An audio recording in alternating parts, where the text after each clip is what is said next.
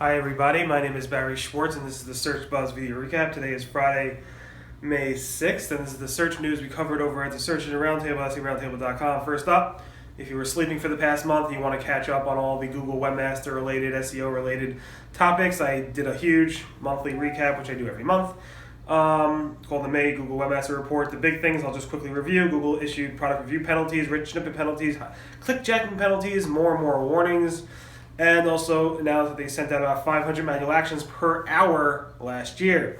I'll go into more of these a little bit later, but definitely take a look at this so you can actually see what happened over the past month, again, if you were not reading the blog or the site. So Google issued their web spam report, which they typically try to do now annually, and they basically said a bunch of cool metrics. One is they served up 4.3 million manual actions in 2015. And if you do the calculation, it comes out to just a little below 500 manual actions per hour in 2015. And he said, rightly so, there's nothing manual about that. And we discussed that about manual actions sometimes being somewhat automatic and so forth. In the event, it's definitely a pretty massive number. Google said they also saw a 180% increase in hacked sites. They used the hack sites algorithm to go ahead and impact that. Google also said that they saw a 30% increase in the number of sites that went through the cleanup process when they submitted a reconsideration request. They received over 400,000 spam reports, acted on 65% of them, and considered 80% of those acted upon spam. So that's the webmaster. Definitely take a look at the report. It's pretty amazing how much spam Google handles in a year, and so forth. Talking about spam, Google said they actually went ahead and penalized or issued manual actions or taken actions on specific sites in the flight industry that were using product-rich snippets when they weren't supposed to. Basically, if you did a search for like flights to Berlin, it would come up with a whole list of pricing based on travel days and so forth, and destinations and so forth.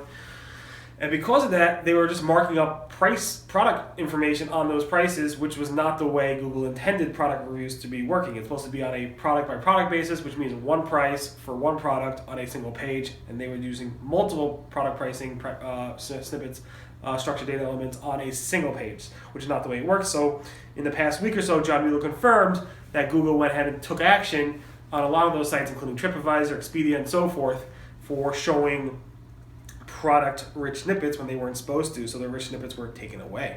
I assume they can come back, assuming they remove those rich snippets and do it right. Google warned again, and I thought they actually issued, it was a mistake I posted on the Search Engine Land, but I fixed that. Basically, Google said they're warning again that do not go ahead and use sneaky mobile redirects. They issued this warning back in October of last year. For some reason, they tweeted it out and posted on Google Plus again.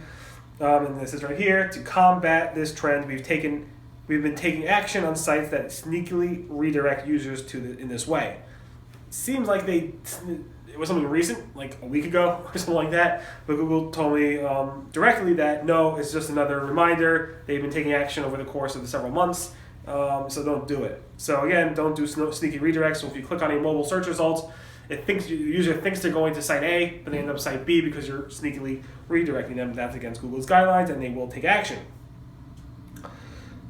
Google's Gary from Google, let me just make sure I got the right one, said, and this is great, yesterday in a hangout with Stone Temple Consulting, Eric Eng, basically said he hates it. It makes him angry when he goes to a news publication site. I'm not going to name any specific news publications, but most of them, and he noticed that it's sourced in another site, like a blog or some website, and it didn't link to them.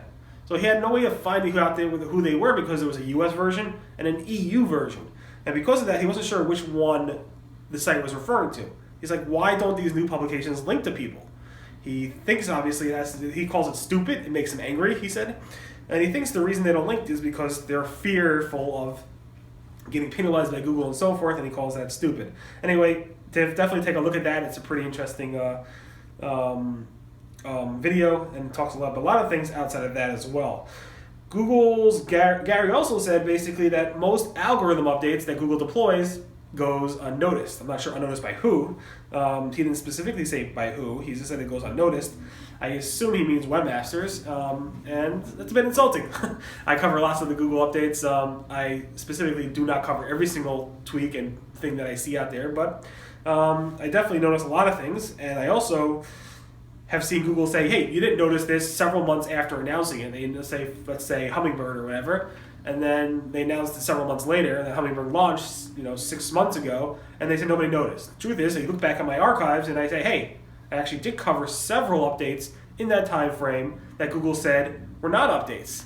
So again, it's just interesting that Google would say that, and so forth. But again, he said most updates go unnoticed, definitely by searchers, but I'm not sure about webmasters. Gary from Google also said that if you have fewer but higher quality pages, that will definitely or should definitely lead to higher quality traffic from Google. So Eric from Stone Temple Consulting in that video basically told Gary, I noticed when we had a client hired us, they had 700 billion pages or whatever it must be. They reduced it by like 80% of those pages because a lot of those pages were thin content. And what they noticed was that, yes, the index pages dropped drastically in the Google Index, but their traffic stayed the same about, and their conversion skyrocketed up. And it kind of seemed like to him that Google was sending them higher quality traffic, which resulted in more conversions. And Gary said, yeah, 100%. Having higher quality pages, even fewer higher quality pages, will result in higher quality traffic, which obviously could result in more conversions and so forth. So definitely take a look at that as well. I think that's been the trend since Panda, actually, so it's something new, but it's always interesting hearing them say that. Google's John Mueller said that you should definitely, to expedite, let's say you have a bunch of redirects. You're redirecting your site from one URL to another, or you're redirecting your internal page navigation structure. You should definitely submit a sitemap to tell Google these pages change. So they use the old URLs in the sitemap. Google will then crawl those URLs faster if you use the last mod date, and then Google will pick up on the redirects faster. But he said, do not leave that sitemap out for longer than 6 months because you don't want to confuse Google too much. So that's interesting in terms of the 6-month date. We haven't heard that before, I don't think. Google Search Console improved their AMP error report. So Google's John Mueller said specifically that they updated the categorization used there to better group similar issues and to give you more information on the individual problems we discovered. So here's my AMP error. I had an issue with New Relic, spiked the errors, and now it's going back down. But the new report should be more accurate and more useful to webmasters when they go ahead and check their AMP errors. Google confirmed they are testing a new mobile-friendly test. So we covered this week that somebody published a new friendly test on Twitter, Dan Shore. This is what it looks like. And Google confirmed it after it was publicly announced. It was supposed to be an NDA type of thing where Google trusted these beta testers not to say anything, but he said it anyway, I guess, by accident maybe.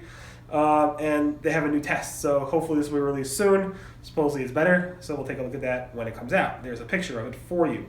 Google also may be migrating google.com/webmasters, which is the Google Webmaster Tools URL, Google Search Console, to search.google.com/search-console.